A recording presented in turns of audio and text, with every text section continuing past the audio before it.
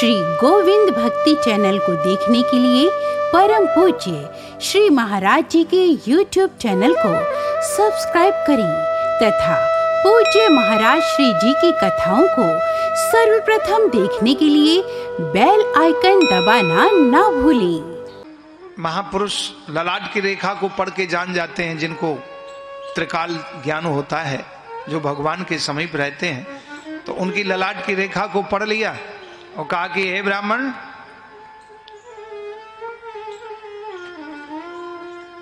सप्त जन्म बधी तवा पुत्रो नैव च नैव च। बोले 7 जन्म में तुम्हारे पुत्र का योग नहीं है।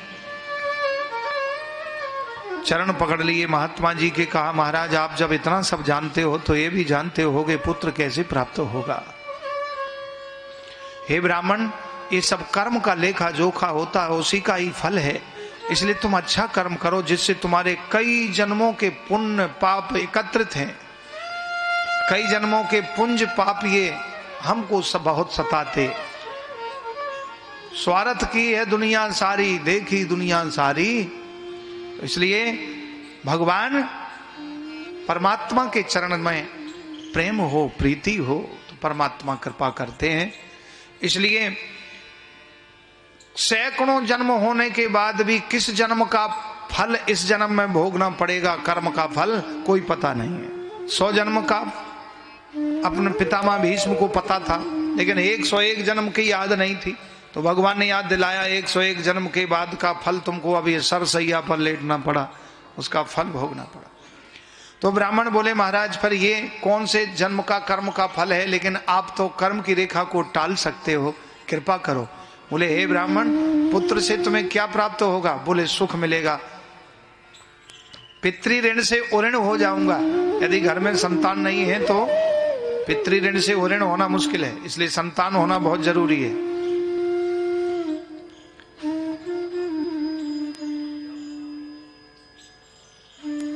पितृ ऋण से उऋण होने के लिए संतान अत्यंत आवश्यक है। पुत्रादि सुख हीनोयम संन्यासा शुष्क एवहि। ब्राह्मण देवता ने कहा महाराज सदगृहस्थ में पुत्र की आवश्यकता होती, आप कृपा करके हमें पुत्र का वरदान दीजिए। महात्मा जी ने कहा हे ब्राह्मण, पुत्र से तुम्हें सुख मिलेगा ऐसा तुमने सोचा है, लेकिन सच्चा सुख किसको कहते हैं उसकी परिभाषा आप नहीं जानते हो। बोले महाराज सच्चा सुख किसको कहते हैं? बोले सच्चा सुख तो वो है जिस जो सुख ना पुत्र दे सकता है, ना धन दे सकता है, ना ऐश्वर्य, ना पद प्रतिष्ठा, वो सुख कोई नहीं दे सकता। वो केवल परमात्मा का नाम ही दे सकता है सुख।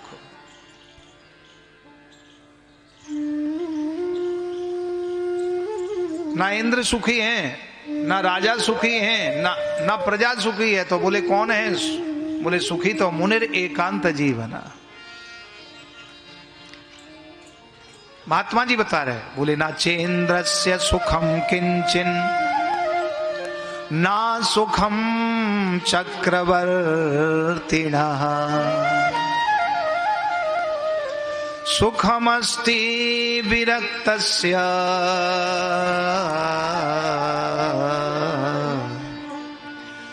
मुनिरेकांत जीवनः। मुनिरेकांत जीवनः।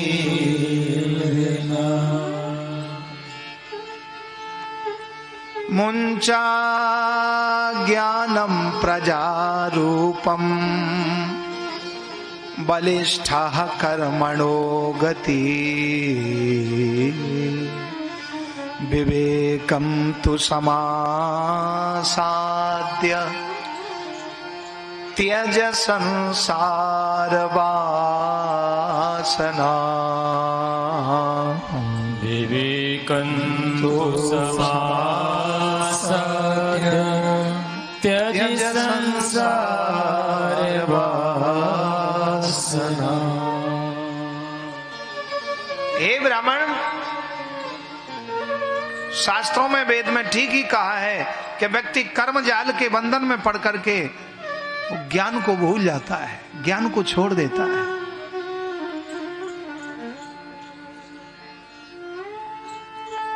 कर्म जाल के बंधन में बंध करके व्यक्ति जो कर्म नहीं करना उसको करने लगता है।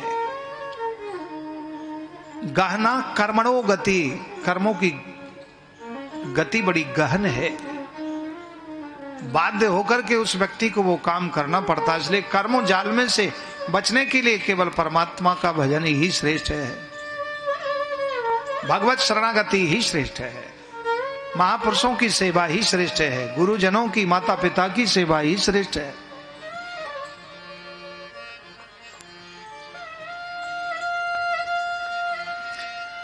ब्राह्मण देवता चरणों में पड़ गए, बोले महाराज पर कुछ भी करें हमें पुत्र की प्राप्ति चाहिए। भगवान संत ने प्रार्थना की, हे प्रभु मैं कुछ जानता नहीं और ये ब्राह्मण मानता नहीं, कुछ कृपा कीजिए। तपस्वी थे, त्रिकाल ज्ञानी, त्रिकालदर्शी थे।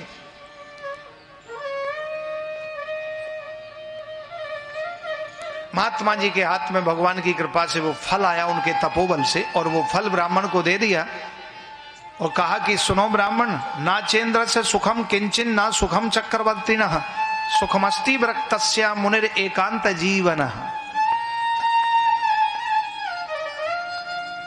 सच्चा सुख तो परमात्मा के चरणों के अलावा और कहीं नहीं। भले ही अपने घर में ही एक कमरा ऐसा बनाइए, भजन स्थान, जहां बिल्कुल कोई बाहर की आवाज ना आवे, एयर प्रूफ, साउंड प्रूफ, उसमें बैठ के वो भगवान का ध्यान करें, भगवान की लीला का चिंतन करें। बोले उस सुख से बड़ा सुख कहीं नहीं मिलेगा। बोले ना चेन्द्र से सुखम, बोले इंद्र को भी वो सुख नहीं मिलता।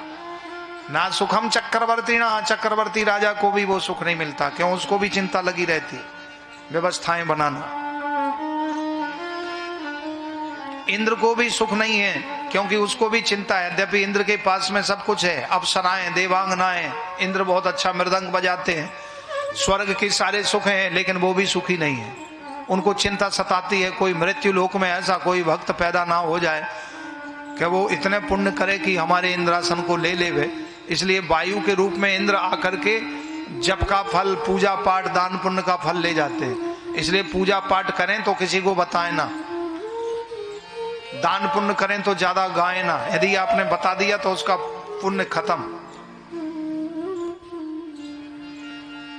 मार्कंडेय ऋषि थे, उन्होंने इतना तप किया कि भगवान नारायण प्रकट हो गए और आशीर्वाद दिया कि जाओ तुम इंद्र सा शरीर कहीं भी जा सकते हो, ब्रह्म लोक, विष्णु लोक, शिव लोक, वैकुंठ लोक, स्वर्ग लोक, वैकुंठ, कहीं भी जा सकते हो। इंद्र को पता लगा और वो इंद्र लोक में गए मिलने के लिए।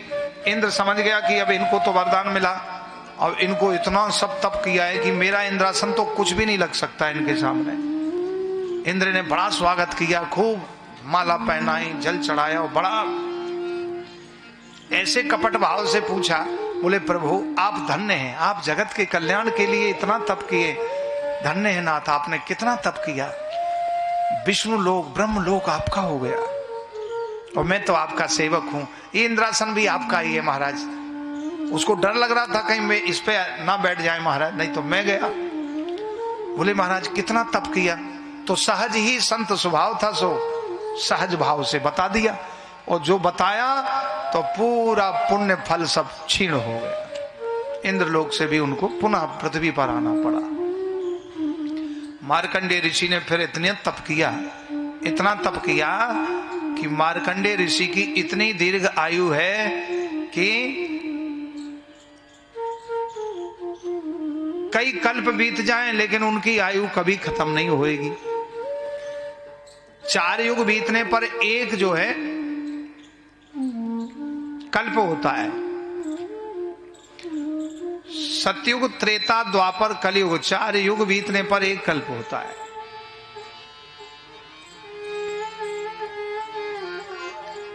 श्वेतवाराह कल्पे जम्बुद्वीपे भरतखंडे भारतवर्षे अष्टाविंशति तमे कलियुगे। अष्टाविंशति का मतलब है 28वां युग चल रहा है, 28वां मनवंतर चल रहा है। तो एक मनवंतर में, एक कल्प में 4 युग होते हैं और 4 युग में एक कल्प बनता है।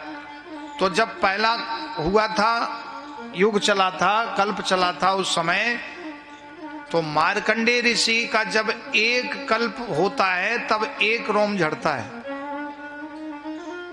एक रोम झड़ता है, उनको कुछ नहीं होता है।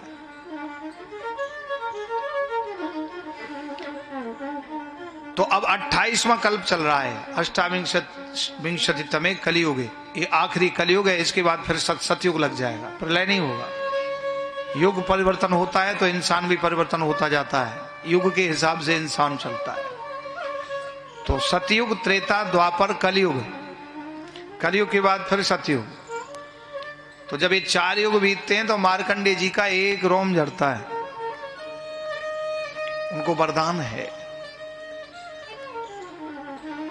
दीर्घ आयुवान है। तो इंद्र अपने पुण्यों को छीन लेते हैं, इसलिए जिस आसन पर बैठे भजन करें, पूजा पाठ करें, जब करें तो आसन के नीचे जल डाल के और श्री कृष्णाय नमः बोल के, ओम विष्णवे नमः बोल के अपने मस्तक से लगा लें, तो किया हुआ भक्ति पुण्य फल आपके पास रहेगा।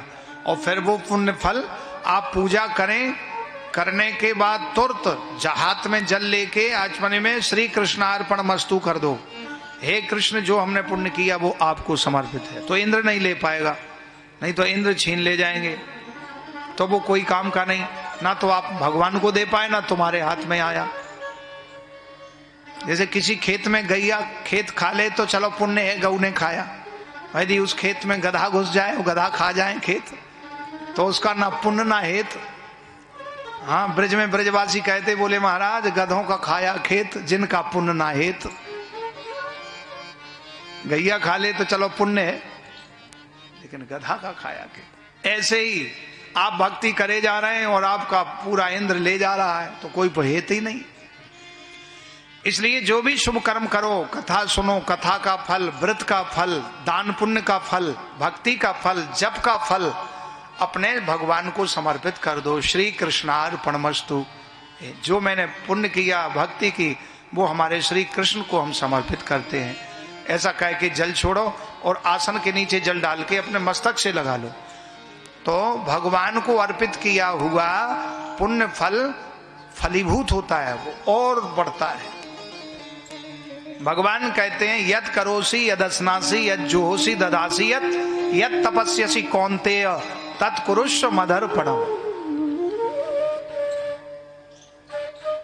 यत करोसी यदस्नासी यत जुहोसी ददासी यत तपस्यसी कौन्तेय तत्कुरुष्व मदर्पणम्। हे कुंती नंदन, जो व्यक्ति जो यद करोसी, जो काम करे, यदस्नासी, जो भी सत्कर्म करे, स्नान करे, भजन करे, जप करे, तप करे, तीर्थ यात्रा करे, कथा सुने, तत्कुरुष्व मदर्पणम्, मम अर्पणम, जो भी करे मुझे अर्पण कर दे, मैं उसको स्वीकार कर लेता हूं। लेकिन यज्ञ करा, दान किया, बोले ये क्या किसने किया, तो दूसरा नहीं बोल पाता, हो जिसने किया वो पहले कह रही मैंने किया है, तो बोलने से वो सब उसका फल चला जाता है। इसलिए एक हरिमिलापी जी संत हुए, बहुत अच्छे संत थे हरिमिलापी जी महाराज। हाँ, बड़े अच्छे, वृंदावन में आश्रम के बगल में हरिमिलापी मिशन है। तो वो उन्होंने कहा है कि दाएं हाथ से दो तो बाएं हाथ को पता ना लगे कि दान दिया है। हाँ, उनका सूत्र है, बोले हरिमिलापी बनकर दुनिया में सदा गुजरान कर, दिल किसी का मत दुखा, हर में हरि की पहचान कर। कितनी बढ़िया बात कही। हर मिलाप बनकर दुनिया में सदा गुजरान कर, गुजरो, विचरण करो, लेकिन दिल किसी का मत दुखा, हर में हरि की पहचान कर। इसलिए हरि की पहचान हर व्यक्ति के अंदर है। तुम देखो तो सही उसको, लेकिन उसको देखना ही नहीं चाहते। उस परमात्मा की सत्ता है। भगवान कहते अच्छा मैंने तुमको आंखें दी देखने के लिए कि मुझे देखो, और तुम नहीं देख रहे हो तो मैं अपनी आंखें वापस ले लेता हूं। तो भगवान फिर आंखों में वापस ले लेते हैं रोशनी। इसलिए भगवान को देखते रहो तो रोशनी बढ़ती रहेगी। भगवान को देखा अर्जुन ने, तो भगवान ने अर्जुन की दिव्य दृष्टि दी कि नहीं दी? भगवद गीता में देखो आप, 2 अध्याय में, दिव्यम ददामि ते चक्षुः पश्य में योगम ऐश्वर्यम। दिव्य चक्षु भगवान ने दिए, तो आप लोगों को दिव्य चक्षु चाहिए कि नहीं चाहिए? चाहिए? बोलो तो हाँ जी। हाँ, तो भगवान को देखा करो, मोबाइल मत देखा करो। हाँ, फालतू का मोबाइल देखने से 3 घंटा देखो, मोबाइल की किरणों से आंखें कमजोर, रोशनी ले लेगा मोबाइल, आंखों की ज्योति ले लेगा। और भगवान को देखो दे तो भगवान दिव्य चक्षु दे देंगे। तो बताइए, मोबाइल अच्छा है कि भगवान अच्छे हैं? हाँ, तो भगवान को देखो, मोबाइल को नहीं देखना ज्यादा, क्योंकि रचा है सृष्टि को जिस प्रभु ने, वही ये सृष्टि चला रहा है। रचा है सृष्टि को जिस प्रभु ने, वही ये सृष्टि चला रहा है। जो पेड़ हमने लगाया पहले, उसी का फल हम अब पा रहे हैं। जो आपने बोया, वही आप उसको फल प्राप्त। आपने आम बोया तो आपको फल मिलेगा, आम मिलेगा, और बबूल बोया तो कांटा मिलेगा। What goes around comes around। जैसा बोया वैसा पाया।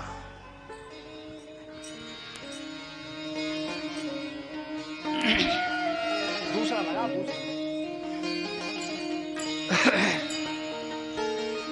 वृंदावन के संत ये भजन गाते हैं, वैसे ये बहुत लोगों ने गाया।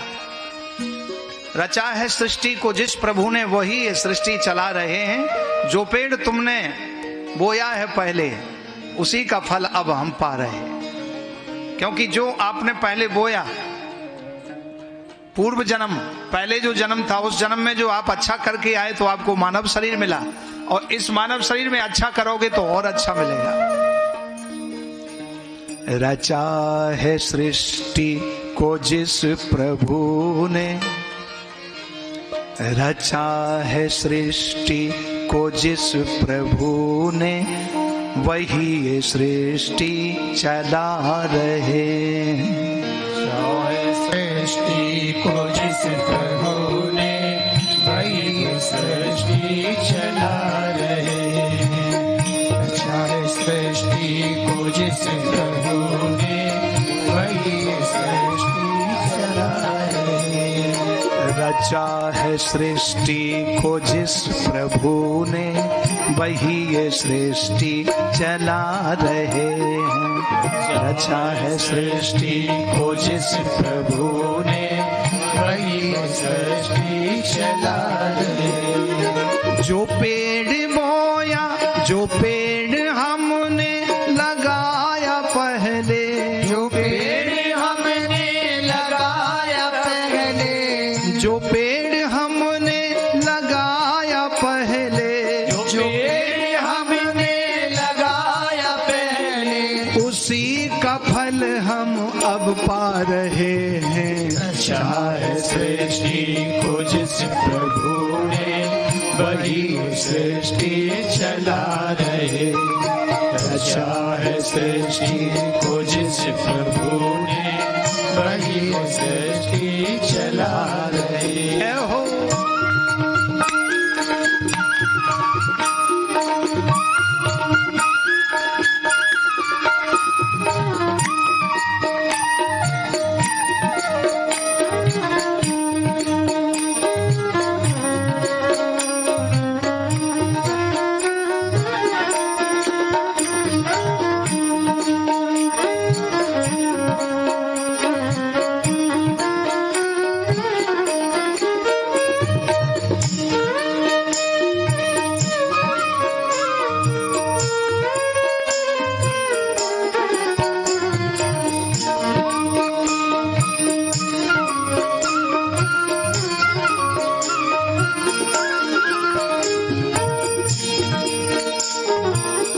इसी धरा से शरीर पाए, इसी धरा में फिर सब समाए। इसी धरा से शरीर पाए, इसी धरा में फिर सब समाए। इसी धरा से शरीर पाए, इसी धरा में फिर सब समाए। इसी धरा में शरीर पाए, इसी धरा में फिर सब समाए। है सत्य नियम यही धरा।